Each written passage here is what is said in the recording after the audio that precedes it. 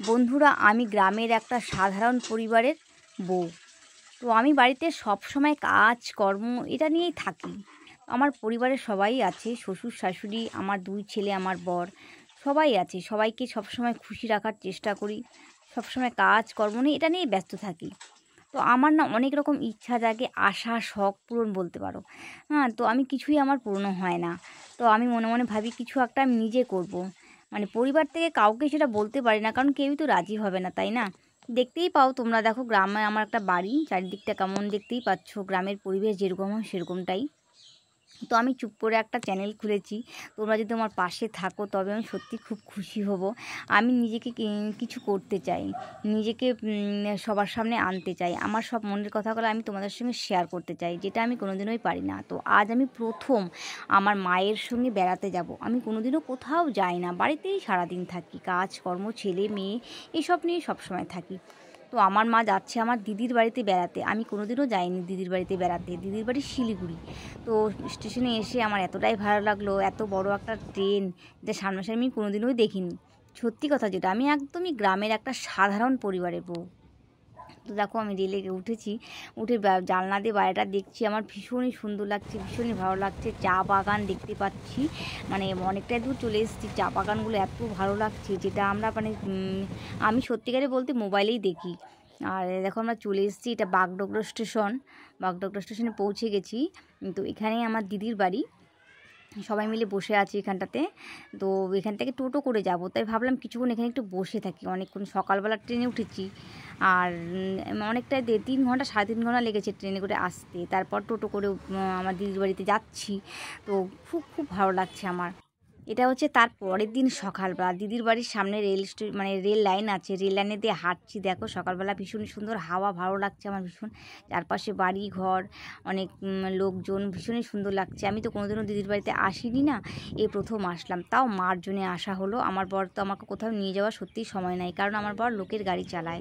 পরের কাজ করতে গেলে কোথাও যাওয়ার সময় হয় না। তারপর দিদির বাড়ির পাশে দেখো চায়ের বাগান, এত বড় চায়ের বাগান, ভীষণ ভীষণ সুন্দর লাগছে। তো দিদির কাছে জিজ্ঞাসা করলাম, দিদি বলছে এখানে চায়ের বাগানে ঢুকলে কেউ কিছু বলে না, কিন্তু অনেক দিন বছর আগে এখানটাতে হাতি ছিল আগে। তো হাতির অত্যাচারে মানে অনেককে মেরেও ফেলছে শুনছি। তো বেশিটা দূর আর গেলাম না, জানো, ভিতরে যদি সাপ টাপ থাকে ভয়ও লাগছে। এবার আকার উপর দিয়ে দেখো মানে প্লেন উঠছে, আরো সুন্দর লাগছে খুব। জাস্ট মানে কি বলবো তোমাকে, বাগান উপরে প্লেন উঠছে, মানে বলার কথা না। না দেখলে, চোখের সামনে না দেখলে সেটা মানে আনন্দটা বেশ ভালো করে নেওয়া যায় না।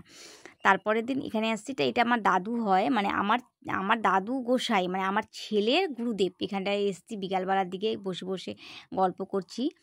দিদি বাগডোগরার এখানেই বাড়ি। ভীষণই সুন্দর লাগছে, ওটা মা গোসাই। আর এই পাশে আমার মাও বসে আছে। দেখো আমার মার জন্যে আসা হয়েছে এখানটাতে। মাকে মানে কি বলবো, মা তো মাই হয়, তাই না? এটা আমার দিদি, খুব সুন্দর লাগছে। এবার এটা তারপরের দিন, মানে 3 দিন ওখানে ছিলাম। তারপরের দিন আবার বিকালবেলা চা বাগানে ঘুরতে এসেছি। মানে চা বাগানটা ভীষণই সুন্দর, ভীষণ, মানে আমরা যেরকমটা দেখি, মানে মোবাইলে দেখি চা বাগানটা, চেষ্টা এটা আমি সামনাসামনি দেখতে পাচ্ছি, ভীষণই ভালো লাগছে। অনেকটা দূরও ভিতরে গিয়েছিলাম, মানে দূর থেকে মনে হচ্ছে অনেকটা মানে ঘন, কিন্তু ভিতরে অনেক ফাঁকা ফাঁকাও আছে। ভীষণই সুন্দর লাগছে, ভীষণই সুন্দর, মনে হচ্ছে যে এখানটাতে থেকে যাই। যাই হোক, এখানে আমি অনেকগুলো ভিডিও করছি, শর্ট ভিডিও পোস্ট করছি, তোমরা দেখেছো হয়তো।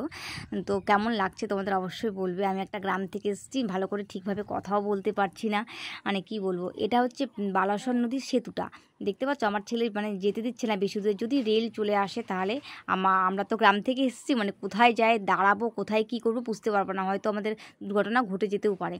তা না হলে দেখো অনেক লোকই কিন্তু আসছে, ওরা সাবধানতা জানে। এবার চলে আসছি আমরা 2-3 দিন থেকে, তারপর বাড়িতে আসছি। তখন আমাদের আস্তে আস্তে প্রায় রাত হয়ে যাচ্ছে আর কি। তারপর রাত 10টার থেকে আমরা পৌঁছে যাবো আর কি। আমি উত্তর দিনাজপুর জেলা থেকে গিয়েছিলাম, মানে রায়গঞ্জ থেকে। মনটা খারাপ, মানে এদিকে মা শুয়ে বসে আছে, মা এমন করে বসে আছে যেন বাড়ি, নিজের বাড়ি। দিদি তো ঘুমিয়েই পড়ছে দেখো। এটা আমার বড় দিদি, মানে আমি মেজদির বাড়িতে গিয়েছিলাম। আমার ছেলেকেও, ছোটো ছেলেকে নিয়ে গেছিলাম, ছোটো ছোটো দাঁড়িয়ে আছে, রেলটা দেখছে। এবার রেল থেকে নিয়ে মানে টোটো করে বাড়ি চলে আসছি। বন্ধুরা, অনেক অনেক কথা তোমাদের সঙ্গে শেয়ার করবো পরের ব্লগে।